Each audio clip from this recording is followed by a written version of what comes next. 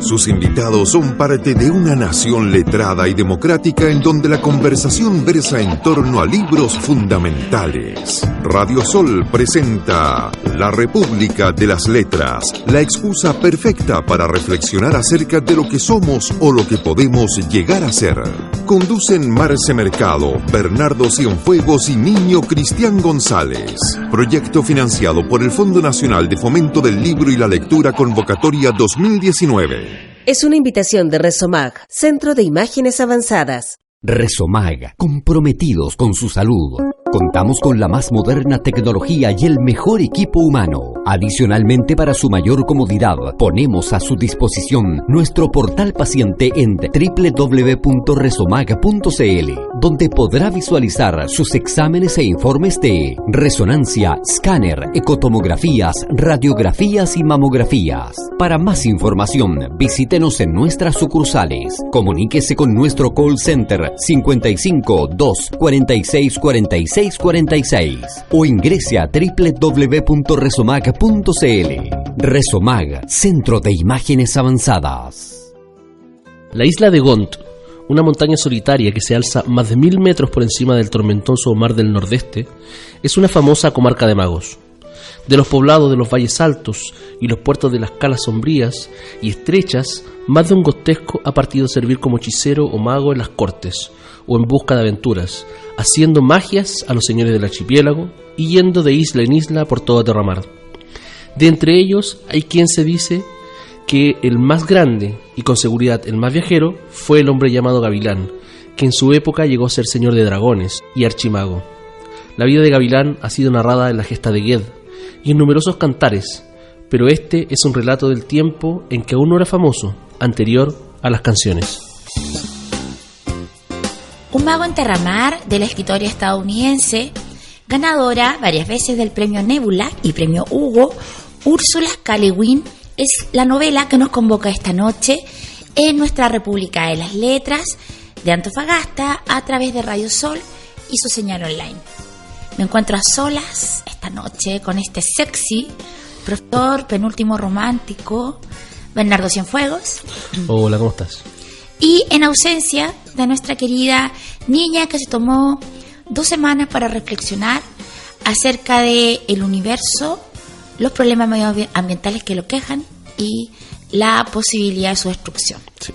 Así que cariños grandes para nuestra querida Francisca, a quien tendremos la próxima semana revisando otro texto.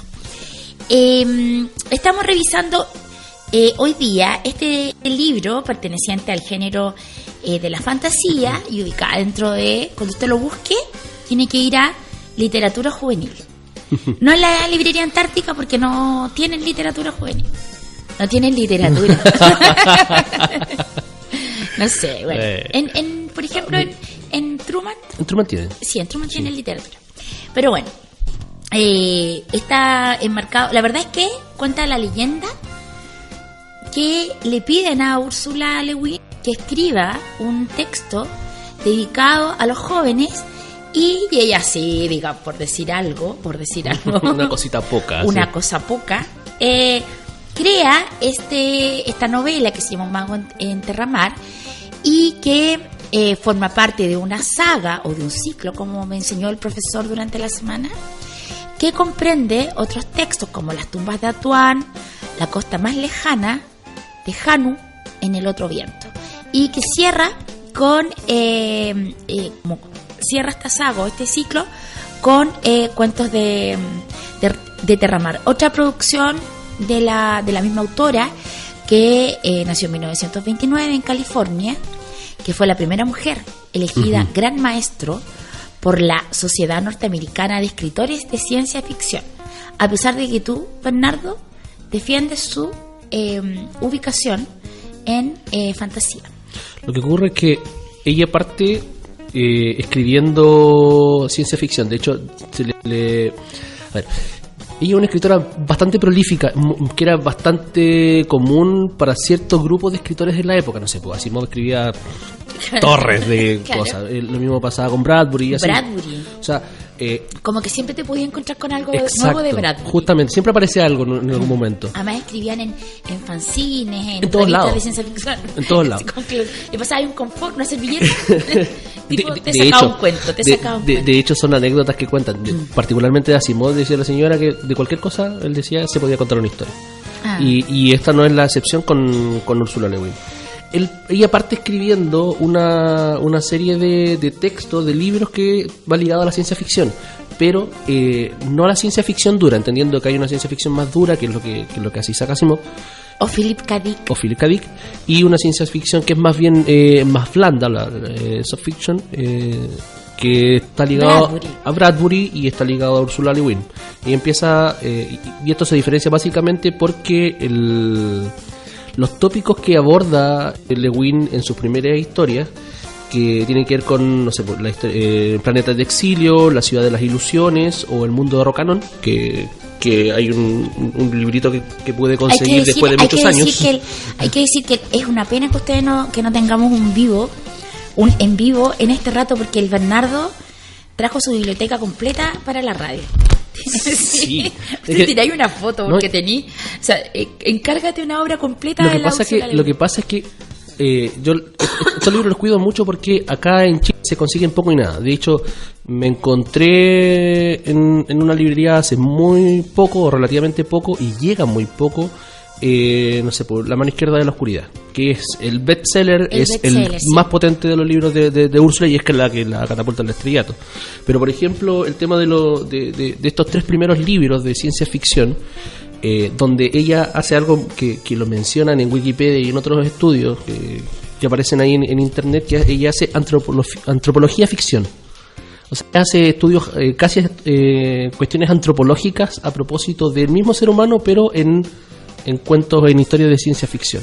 Y eso es súper potente, porque yo te contaba que, por ejemplo, a mí, que me cuesta mucho en general, es raro, porque adoro la fantasía, o sea, la ficción, pero me cuesta afincarme. Por ejemplo, yo había pescado un hilo, que finalmente es un libro súper amable, y está muy bien escrito, efectivamente es muy para el público juvenil, a pesar de tener 200 páginas de fácil lectura y rápida lectura.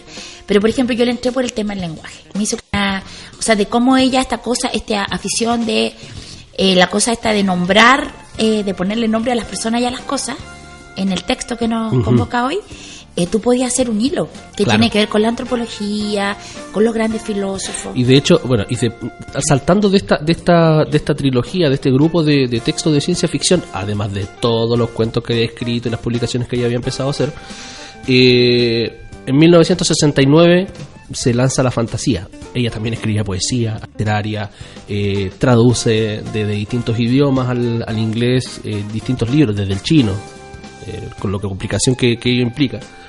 Se lanza con este primer libro que se llama Un mago en Terramar, que es un libro de fantasía, que también rompe el canon del tipo de fantasía de los subgéneros que se manejan, porque no es esta típica de hechicero y espadas, que se llama, que simplemente se dedica como la fantasía, la épica de... por supuesto, este libro tiene mucha épica, pero además lo que hace es interiorizarse, meterse dentro de lo que es el desarrollo psicológico de los personajes, el enfrentamiento que tienen todos los personajes consigo mismo y con lo que implica una cuestión que es muy interesante, que es el poder, que es básicamente lo que va envolviendo este universo.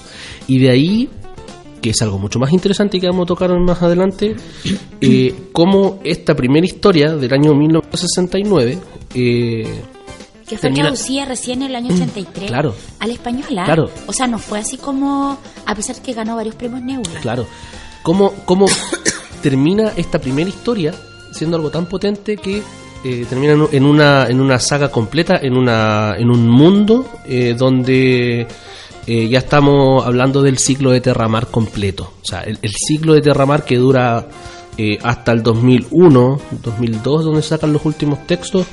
Estamos hablando de 40 años. 30 años. Por lo menos. Así que es una tremenda obra. Bernardo, yo te quería... Bueno, efectivamente, para una persona que lee... Yo es primera vez que leía a la Ursula Le Guin, a pesar de que... tenía noción de que biográficamente ella era la mujer respecto de respecto del trabajo en ciencia ficción y fantasía. Yo revisé, yo te contaba durante la semana que había hecho como un paralelo, porque este libro ya se publica el año 68 y pareciera ser, de hecho lo revisé y así es, de que es la primera vez, por ejemplo, que surgen ciertos tópicos literarios que vienen a destruir los anteriores, como por ejemplo, el mago ya no es este mago, este anciano Merlín de barba blanca, con el gorrito azul, sino que estamos hablando de niños que pueden ser magos y el mago Enterramar, ¿cierto? Que es un guapo adulto. Después, el tópico de la escuela de hechicería. Claro. Para los fanáticos de Harry Potter y juventud en general, no es algo que pareciera ser que surge en Inglaterra en la década de los 80, 90, no sé cuándo se publicó Harry Potter, sino que en este texto ya uno se encuentra. Ahora, lo que pasa es que lo importante no es lo que sucede, pareciera ser mi lectura, es que lo importante de este texto de un mago en Terramar no es lo que sucede, no son los acontecimientos, ¿cierto? Hablamos de este espacio, Terramar es un mundo donde el 80% de la superficie está compuesta por agua, ¿cierto? Está este archipiélago, ¿cierto? Donde se sitúan que lo pueblan humanos y animales, pero también dragones, claro. ¿Cierto? Surge acá la imagen del dragón, seres mitológicos, seres oscuros, y hablan de dos cosas que me pareció sumamente interesante, que es el equilibrio y el tema de la lengua y el lenguaje, en esta cosa de nombrar, este lenguaje que es como que transforma las cosas y exacto. Todo. Y es la primera vez surge de ahí este arquetipo del Harry Potter, lo que va a ser en el futuro el Harry Potter. Mira, no estoy a pesar de que es bastante más oscuro. No estoy seguro si surge específicamente de ahí, porque los 70, los 80 tuvo un boom con respecto al tema de la fantasía en sí misma, o sea que ya venía arrastrando, y todo el fenómeno que provoca Tolkien también, para que vamos a decir lo contrario. Bueno, Tolkien es anterior. Claro, pero más allá de eso, o sea, hay ciertos picos que se van tocando desde siempre y que vienen rescatando estas historias que son de la tradición oral, de la tradición celta, que también vienen de otros espacios de la Europa oriental, que implican volver a situar en el centro de las historias a estos personajes que tuvieron poder. Que es una cosa que no ha pasado mucho acá por ejemplo en Latinoamérica. En Latinoamérica. Lo que pasa es que lo que pasa es que efectivamente son tradiciones celtas. O sea, los personajes sobre los que uno lee acá y que tiene relación con el tema con que voy a ir en un rato más, efectivamente son seres mitológicos, seres de leyenda, pero por ejemplo, lo que pasa es que no hay una tradición latinoamericana respecto de la mitología nuestra. Es que tú pasas por el Popol Vuh. Es que ese es el punto que yo digo. En un momento la literatura tomó estos personajes de poder, estos sujetos de poder, y los llevó a sus historias. Acá se ha hecho de una manera muy incipiente. Se ha tocado bueno, hay libros al respecto. Este mismo pero Mochadik que hicimos hace poco. Claro, pero por ejemplo, no sé, yo he leído algunas, y aquí peco de ignorante, he leído por ejemplo algunas cosas de Ortega que hablan acerca de ¿cómo se llama? De estos personajes de poder, o de el mismo Baradit.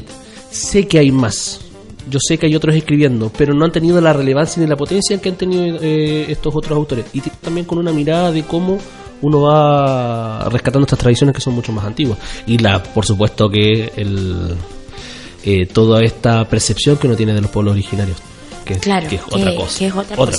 Oye, hablando de mitos y leyendas, voy a convocar esta noche en que estamos los dos solitos, Bernardo, bueno, con Hércules, sí, como completando el trío. Que nos mira en silencio, como una sombra desde el reloj. Como una sombra, sí.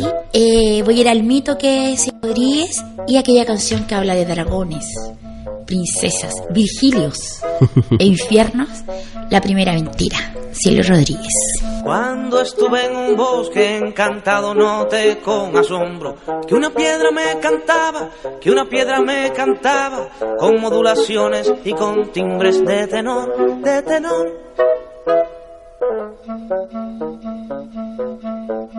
Debajo de la piedra había un sapo invernando y supe que era el sapo el que cantaba, y seguí buscando maravillas que saber.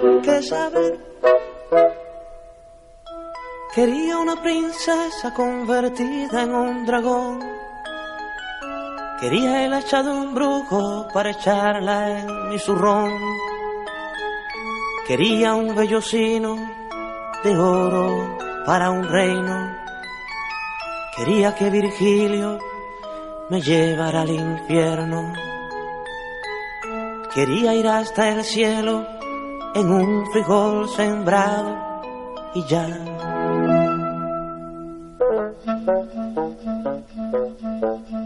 De lejos vi una fuente que brillaba y corría hacia ella, pues tenía aguas de oro, era inconfundible aquel color, como miel.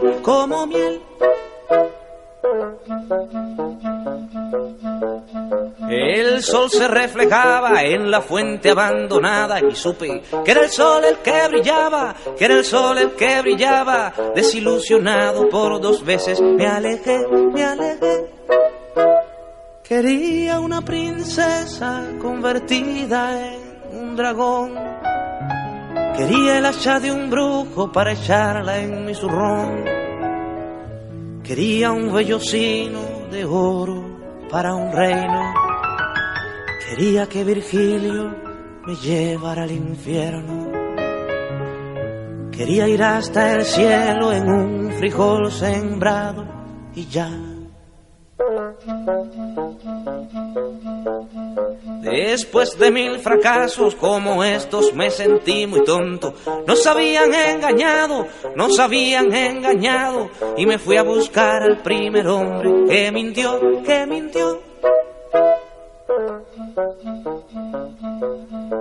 Caminé los caminos, recorrí los recorridos, pero cuando hallé al culpable, hecho un mar de lágrimas al verme, me pidió. Yo quiero una princesa convertida en un dragón, quiero el hacha de un brujo para echarla en mi zurrón, yo quiero un vellocino de oro para un reino, yo quiero que Virgilio me lleve al infierno, yo quiero ir hasta el cielo en un frijol sembrado y ya. Radio Sol está presentando La República de las Letras. Mientras yacía así, ciego y mudo, la historia del muchacho que había domado la niebla y ahuyentado a los guerreros cargos, con una confusión de sombras, corrió de boca en boca por todo el Valle del Norte y por el bosque del Levante, y lo alto de la montaña, y por la otra ladera de la montaña, desde el gran puerto de Gont. Y aconteció que el 5.º día de la matanza en el estuario, llegó a la aldea de 10 alisos un desconocido, un hombre, ni joven ni viejo, que venía envuelto en una capa y a cabeza descubierta, y que blandía como si fuese una pluma una gran vara de madera de encina tan alta como él. No había subido hasta la aldea como el común de la gente, siguiendo los meandros del Ar. Este desconocido, por el contrario, había bajado desde los bosques, en la altura de las montañas. Las comadres de la aldea advirtieron enseguida que era un hechicero, y cuando les dijo que conocía el arte de curar, lo llevaron sin demora a la casa del forjador. Luego de hacer salir a todos de la casa, con excepción del padre y la tía del muchacho, el forastero se inclinó sobre el camastro en que Duni yacía, con los ojos perdidos en la oscuridad, y le puso la mano sobre la frente y le tocó los labios una sola vez. Un mago de Terramar, de Úrsula K. Le Guin, esta noche en La República de las Letras, al mando del profesor Bernardo Cienfuegos, experto en literatura fantástica juvenil. Ojalá, probablemente. En literatura y en conquistas fantásticas. En conquistas de Terramares. Ya, ahora, historia. Vamos a ir a la historia. Sí. Comentábamos, ¿cierto?, que especialmente nos ubicamos en Terramar, ¿cierto, Bernardo? Que es un mundo habitado, bueno, que donde fundamentalmente todo es agua, ¿ok? Planeta Tierra, alerta, y que donde está este archipiélago, ¿cierto? Y sobre las islas están habitadas por seres que son humanos y mitológicos, ¿cierto? Los hechiceros son los encargados de evitar que se rompa con el equilibrio, y además son capaces de controlar los fenómenos meteorológicos. Y una importante en el tema de los hechiceros, que vamos a ver más adelante porque tiene cierta importancia en el devenir de la historia, es que un hechicero siempre puede transformarse, o sea, puede sufrir transformaciones en su cuerpo. Y esos son los hechiceros, y que hay como dos castas, digamos, y el resto son las personas normales, como una.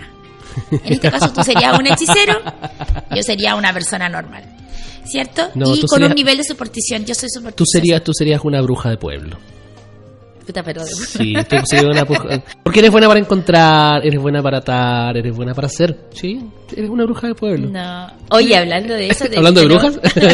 No, hablando de supersticiones, me acordé de una pequeña anécdota de un gran científico, muy amigo nuestro, Mario Amuy, Mario Amuy, Premio Nacional de Ciencias Exactas, a quien se lo cepillaron con un Nobel completo, el Nobel que fue entregado el 2011, que no permite que, estando uno en una cena con él, le pasen la sal en la mano.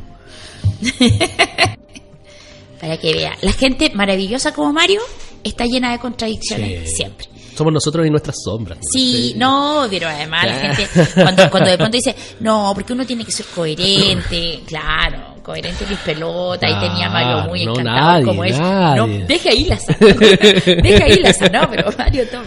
Ya, bueno, entonces, ¿y dónde se centra la historia? En esta isla que se llama ¿qué? Gont. Empieza la historia en la isla de Gont. Ah, ya, de Gont. Bueno, para mí es todo con G. Es que son 27 nombres. Uno de los maestros de la isla de Roque, de la isla de los magos, ¿sí? Se llama Currem Carmerruc.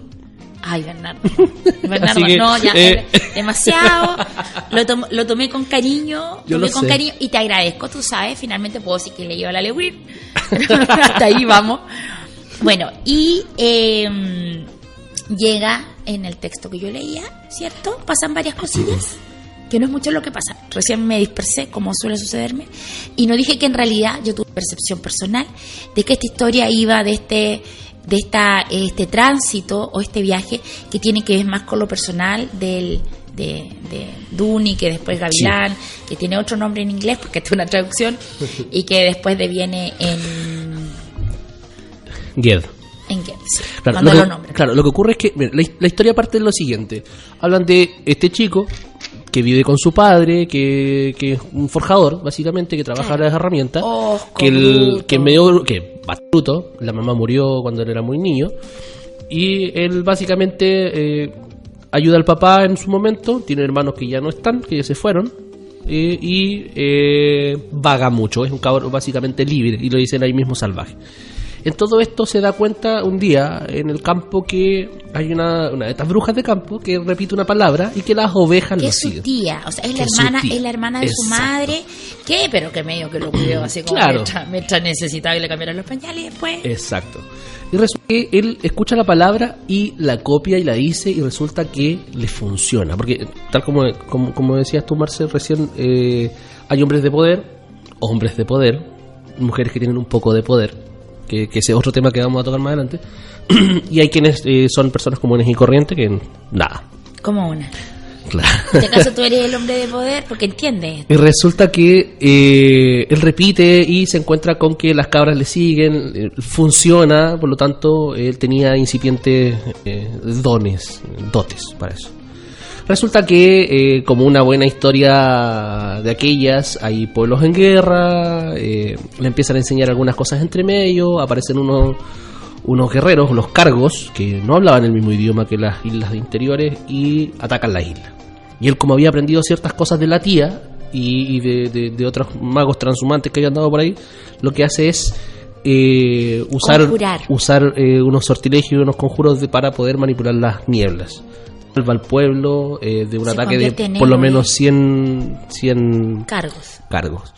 ahí es cuando aparece este mago, que es Ogión. Y que lo sana, porque además él queda súper debilitado. Exacto. Después de haber hecho este conjuro que salva al pueblo y todo lo demás, Claro. él queda sumamente debilitado en términos físicos. Teniendo en cuenta que él tenía aproximadamente 12 años, 11, 12 años. 13. O sea, mi edición dice 13. A los 13 años, que eso es importante, a los Es 13 cuando se años es larga. cuando hacen, es cuando toman la mayoría de edad. Y ahí es cuando le dan el nombre que los va a acompañar el resto de la vida, que es un nombre secreto, que también lo vamos a tocar más adelante. Luego lo que hace es que se larga con este maestro, con Ogión, que es el que detuvo el terremoto. Ahí averigüen ustedes qué significa aquello.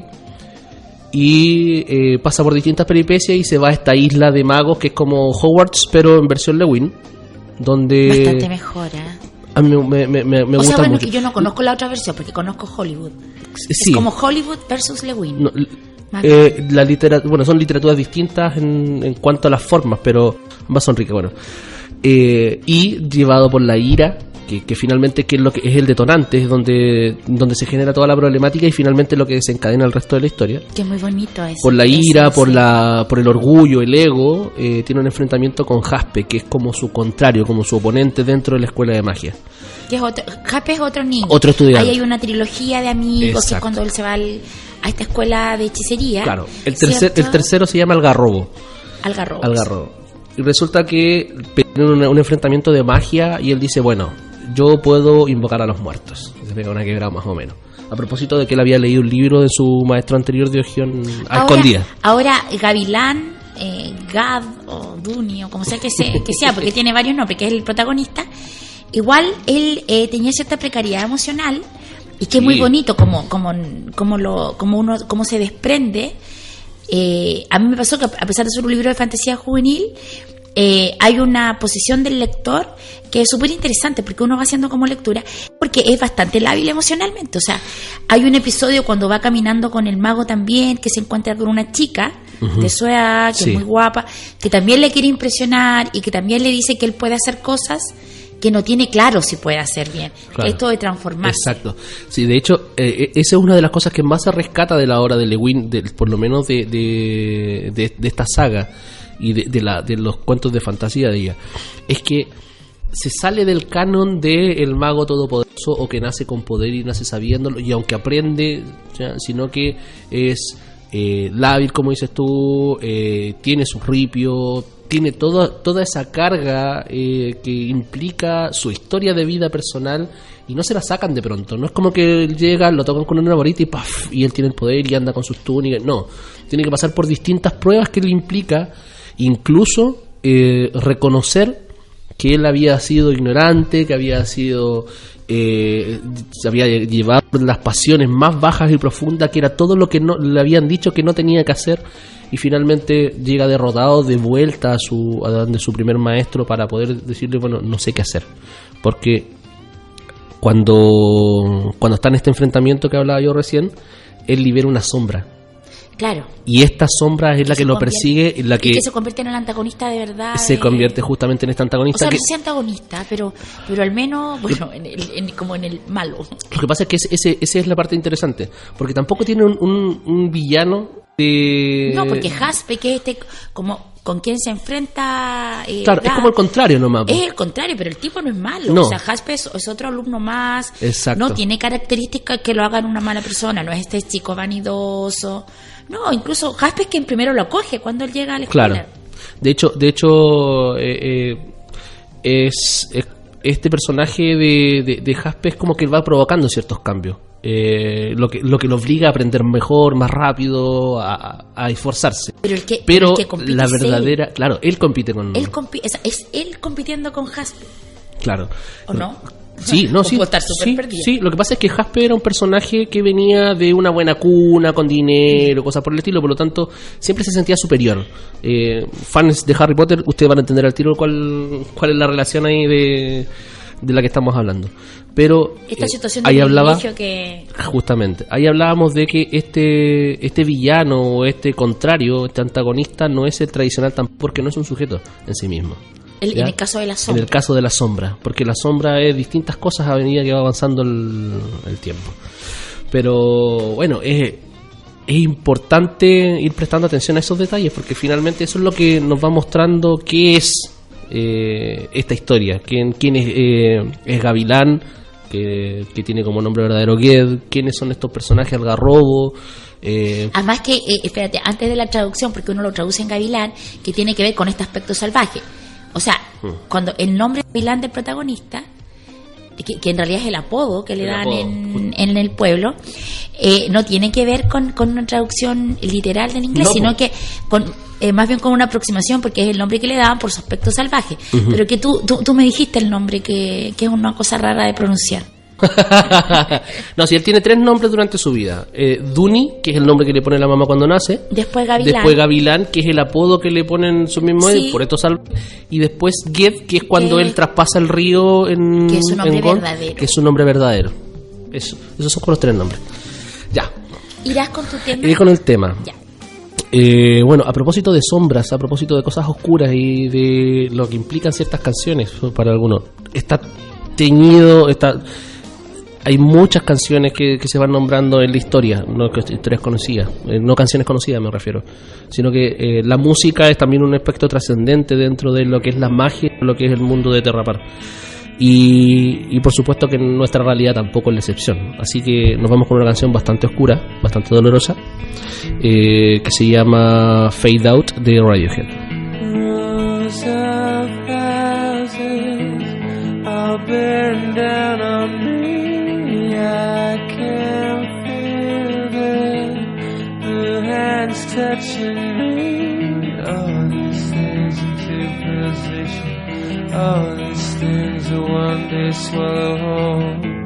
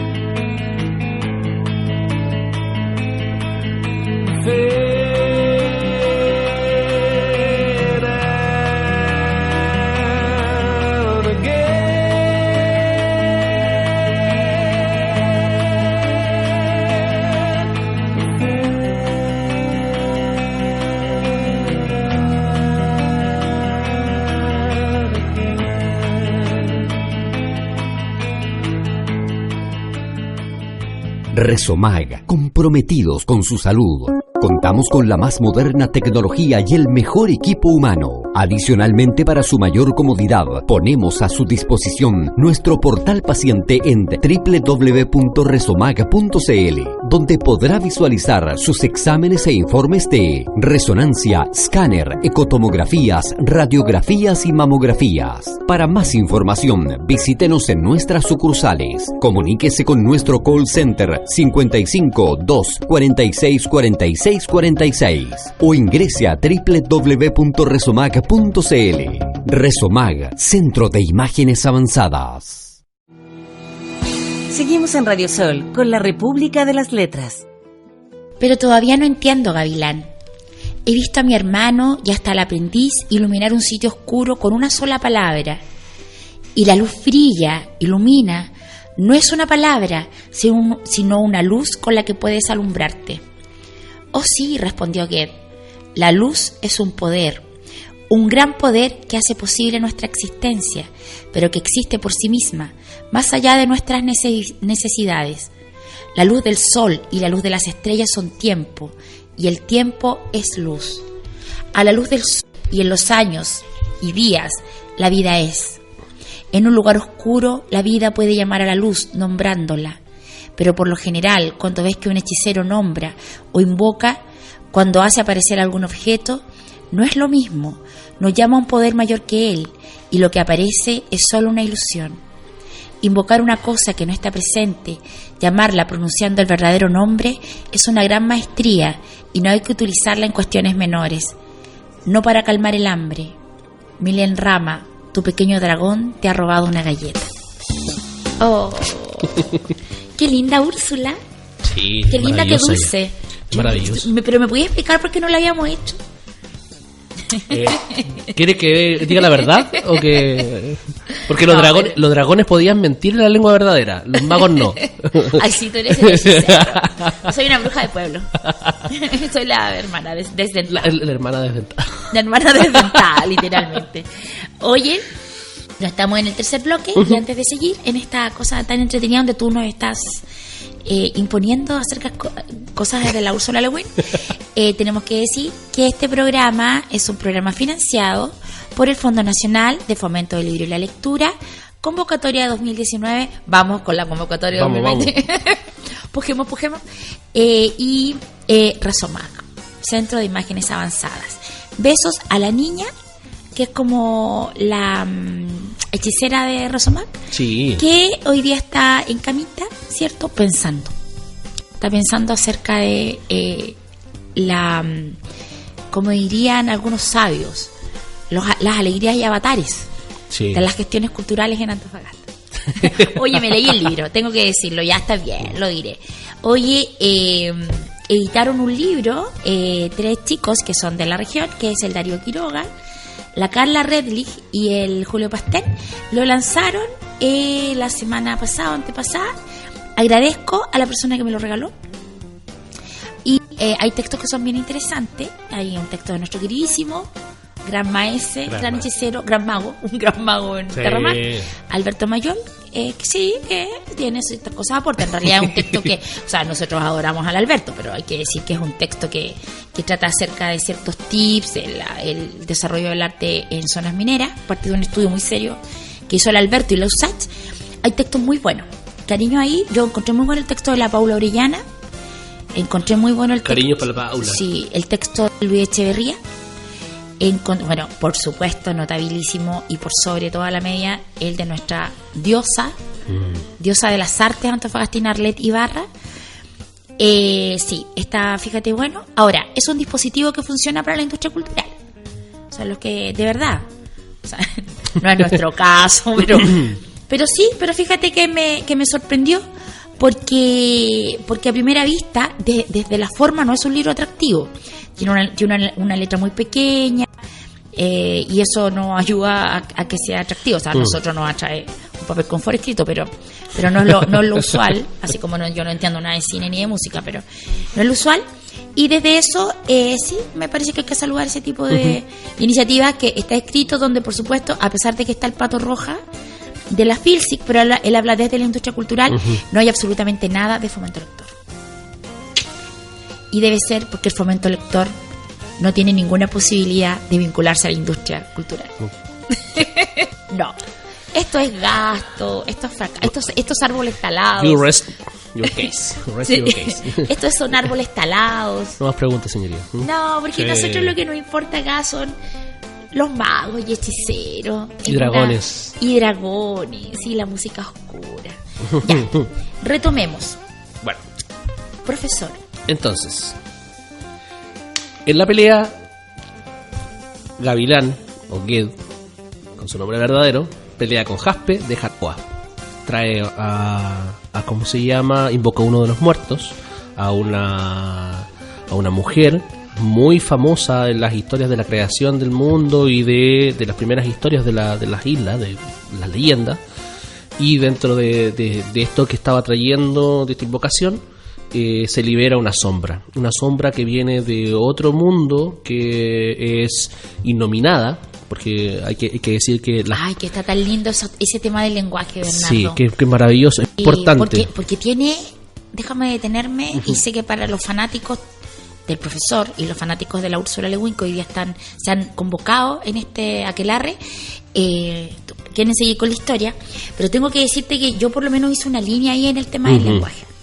Incluso escribí una cosita que vamos a subir a nuestra página de La Toma, porque ¿sabes qué? Me pareció, hay muchos muchos autores importantes que han tratado el tema de este camino sinuoso que es la lengua y el lenguaje, ¿cierto? Entonces a mí me pareció tan bonito esto de que, como ella lo plantea, sin decirlo, por cierto, como los grandes, cómo abordamos y accedemos a lo real a través del dispositivo del lenguaje. Y yo tengo como esta sensación, tú eres profesor de lenguaje, Bernardo, es que ella de algún modo pone en cuestión, pone el rol del lenguaje. Y desde ahí, no sé, me crucé, recordé algunas cositas o sea, no sé, en realidad lo leí y luego fui al texto de Arte y Poesía de Heidegger, donde Heidegger decía que solo hay mundo donde hay lenguaje, ¿cierto? Después tenemos a la querida Alejandra Pizarnik, que en sus diarios, profesor, habla del lenguaje como una prisión, sí, como una condena, ¿cierto? Este tema de la jaula y todo lo demás. Y bueno, entonces eso no... Y hay una pregunta que ha cruzado la historia y sobre todo las corrientes filosóficas o de pensamiento, que es, ¿hay algo fuera del lenguaje? Claro. De hecho, hay una cuestión que reflexionaba yo. O sea, desde mi perspectiva, que puede estar absolutamente equivocada, lo que yo veo en las letras de Le Guin, acá en las historias de Terramar, a la hora de hablar de la palabra en sí misma, es un poco el cuestionamiento que se da en la caverna de Platón, que tenemos la palabra como la sombra proyectada y la palabra en sí misma lo real. Esta dualidad entre idea y sustancia propia, sí, es lo que se da acá en la historia. De hecho, y ella lo pone como un cuento de y de hecho, justamente, y es súper interesante porque miren, hay una parte donde hay un maestro Malabar se llama. Él dice, eran 9 maestros. Claro, él dice lo siguiente, dice: esto es una piedra. Tolk en la lengua verdadera, dijo. Una piedrecita de la isla de Roque, una minúscula porción de tierra seca en que viven los hombres. Esta piedra es ella misma, dice, esta parte del mundo. Por medio de la ilusión y el cambio puedes hacer que parezca un diamante, o una flor, o una mosca, un ojo, o una llama. Pero solo son apariencias. La ilusión engaña al observador. Le hacen ver y sentir que el objeto se ha transformado, pero no lo transforma. Para transformar esta piedra en una gema tienes que ponerle otro nombre verdadero. Y eso, hijo mío, hasta con una piedrecilla tan pequeña como esta, es cambiar el mundo. Se puede, en verdad se puede. Ese es el arte del maestro de transformación, y tú lo aprenderás. O sea, ¿qué es lo que hace? Pero él te dice, el texto, en ese trozo, en ese simple trozo que puede pasar muy desapercibido con la historia, lo que está diciendo es que la realidad se compone de estas palabras que no son las sombras que nosotros vemos, sino que hay algo que está más allá, que nosotros lo podríamos asociar, por ejemplo, en lo común, en lo cotidiano, a cómo nuestro español deriva del latín, por ejemplo. Y ahí hay una cuestión que viene desde anterior y así sucesivamente, donde finalmente lo que te dice es que las palabras son las que encierran el poder de toda la existencia, y por eso el hombre, el ser humano, ha tenido esta necesidad absoluta de nombrar. No sé, pues hoy día andamos mirando las estrellas y estamos nombrando cada pedazo de roca que anda dando vueltas, porque claro, eso nos hace tener un poder sobre ella, un poder que es bastante infantil incluso, pero es decir, eso es, por lo tanto nos pertenece. Oye, y yo te quiero decir que en relación a este texto, fragmento extraordinario de la Úrsula Le Guin, tú puedes ver una tradición, sí, que cruza la literatura completa, y entonces yo me fui un poquito más atrás, algunos tiempitos, algunas temporalidades más atrás, y escucha esto de Julieta en la famosa escena del balcón. Se lo dice a Romeo: ¿qué hay en un nombre? Lo que llamamos rosa exhalaría el mismo grato perfume con cualquier otra denominación. De igual modo, Romeo, aunque Romeo no se llamara, contaría sin este título las raras perfecciones que atesora. Romeo, rechaza tu nombre, y a cambio de ese nombre que no forma parte de ti, tómame a mí toda entera. Claro, Shakespeare. Sí, es lo mismo que dice: si digo agua, beberé. La Pizarnik, claro. Y ahí está todo, o sea, ciertamente todo cruza esto. Bueno, la Pizarnik en esta cosa tan linda dice: las palabras no hacen ausencia. O sea, hay una cosa entre medio. Sí, y de hecho es una de las cosas que también es lo que hace Tolkien, esto de generar un idioma, un lenguaje completo para poder darle todo el resto del sustento a su obra, que eso también es muy potente, y es lo que va pasando generalmente con las historias de Le Guin y los que están dedicados a la fantasía. Ay, déjame respirar. Respire, profesor. Estoy emocionado. Sí. No, profesor. Soy un niño. Estamos aprendiendo tanto acá contigo, en esta clase de noche, en esta clase abierta que tú nos haces. Oye, vamos con un tema, y este es un tema especial dedicado a unas muy queridas republicancitas. Sí, a propósito de que... a ver, anécdota. Breve, pero anécdota y al fin y al cabo. Estando en casa con mi gente viendo los últimos capítulos de Stranger Things, de pronto aparece esta escena que se ha vuelto bastante popular, que es cuando empieza a cantar Dustin, el chico de los frenillos, y su novia, que supuestamente no existía hasta que apareció, que se llama Susie. Ella en un momento, en una escena, aparece con historias de derramar en la mano y hace una referencia directa a esta historia. Y se ponen a cantar esta canción. Por supuesto, yo estaba escandalizado, la gente me miraba extraño, así como, por favor, cálmate. Para ti, en ese momento todo adquirió sentido. O sea, tengo más de 30 años y saltaba en la cama escandalizado, pero llorando de risa, llorando de felicidad. Y a propósito de eso, y a propósito de lo importante también de que esta historia, la historia interminable o la historia sin fin, nos vamos con Neverending. Este está dedicado. Sí, no podemos dedicado a Connie. Constanza Ulloa. Connie, I love you. Tú lo pusiste en Facebook, así que esto va para ti.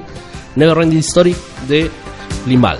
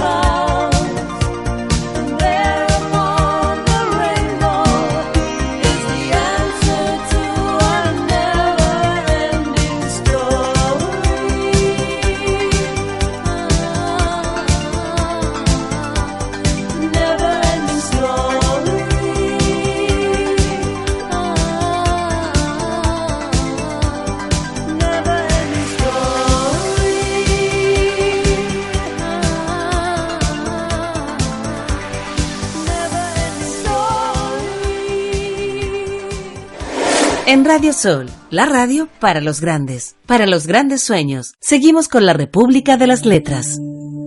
Ged alzó entonces la vara bien alto, y el resplandor fue de pronto intolerable, de una blancura tan ardiente que dominó y arrasó aquella antigua oscuridad. Bajo su luz, toda forma humana se desprendió como una piel de la cosa que avanzaba hacia Ged. Se encogió y se contrajo, se ennegreció, mientras reptaba por la arena en 4 cortas patas provistas de garras y zarpas. Más todavía avanzaba, alzando hacia Ged un hocico ciego, informe, sin labios, sin orejas ni ojos.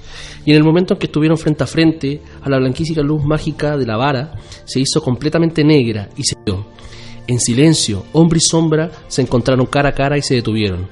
En voz alta y clara, rompiendo aquel viejo silencio, Ged pronunció el nombre de la sombra, y en el mismo instante habló la sombra, sin labios ni lengua, y dijo la misma palabra, Ged, y las 2 voces fueron una sola voz. Ged soltó la vara, extendió los brazos y abrazó a la sombra, a la negra mitad que reptaba hacia él. Luz y oscuridad se encontraron, se fusionaron, se unieron. Un mago en Terramar de ya a esta altura mi amiga personal, Úrsula Le Guin. Gracias, profesor, a tu guía en transitar, fuiste mi Beatriz en el caminar hacia el infierno de la Úrsula Le Guin. Oye, dentro de las últimas consideraciones, porque Hércules nos dice que estamos súper mega pasados, porque hemos estado muy apasionados acá aprendiendo de todos tus saberes a través de la ciencia ficción y de la género de fantasía, y en particular de la Úrsula Le Guin, a quien no le hincamos tanto el diente, porque tú tenías mucho que contarnos, pero decir que dentro de su obra, por ejemplo, está otra saga que se llama Los Anales de la Costa Occidental, donde están los dones, voces, poderes, la novela Los Desposeídos, El nombre del mundo es bosque, y su gran novela La mano izquierda de la oscuridad. Oye, todos estos tipos de ciencia ficción, pégate un nombre, pégate, o sea, ¿cachaste que, bueno, Philip K. Dick, que fue uno de mis preferidos, sí, en la era Cristian González, que falleció, pero en su era, que nos dejó un gran legado de cómics, sí, y ciencias ficciones varias. Por ejemplo, Sueñan los androides con ovejas eléctricas, ese título que después dio origen a Blade Runner. Pero igual la Úrsula K. Le Guin ahí, sí, le pega al buen título. Muy potente.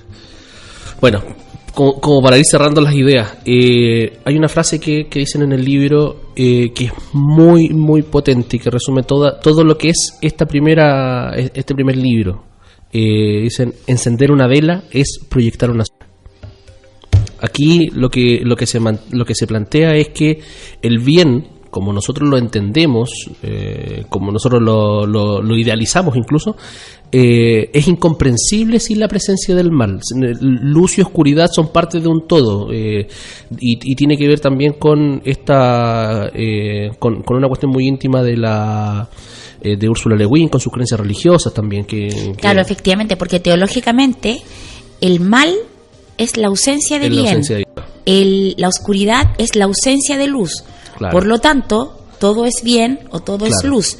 Pero lo que hay, o sea, cuando tú hablas de mal, es porque es, claro, la ausencia de la bondad, pero sigue siendo bondad. Y en este enfrentamiento lo que nos dice, bueno, a veces hay cosas que nosotros tenemos que eliminar, pero en este caso, y en el caso del humano en general, lo que tiene que pasar es que tenemos que aceptar ciertas cosas y mantener el equilibrio. Tenemos que mantener nuestros claroscuros.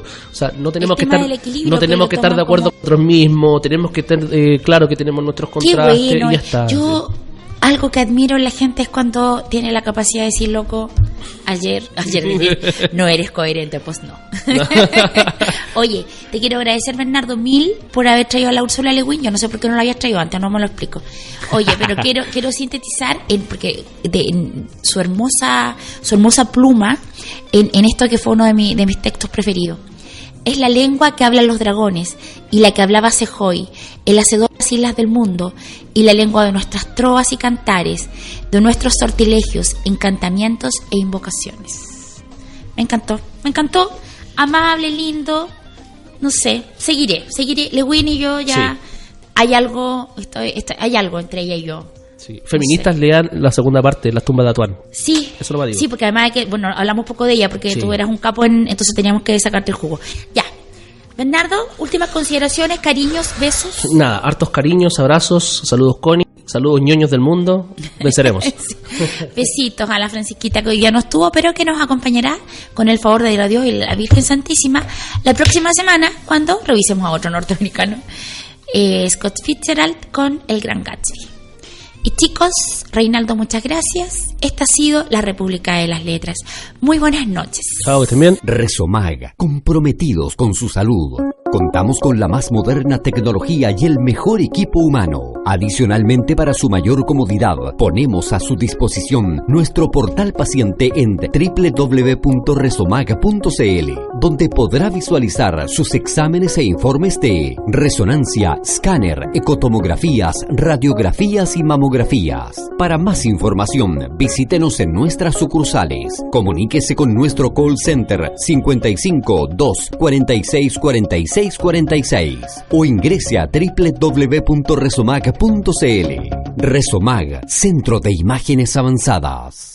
Fue la República de las Letras. Hasta la próxima semana, cuando nos reunamos en torno a los libros en un viaje imaginario por un mundo sin límites. A preparar las maletas. Les acompañaron Marce Mercado, Bernardo Cienfuegos y Niño Cristian González. Proyecto financiado por el Fondo Nacional de Fomento del Libro y la Lectura, Convocatoria 2019. Es una invitación de Resomag, Centro de Imágenes Avanzadas.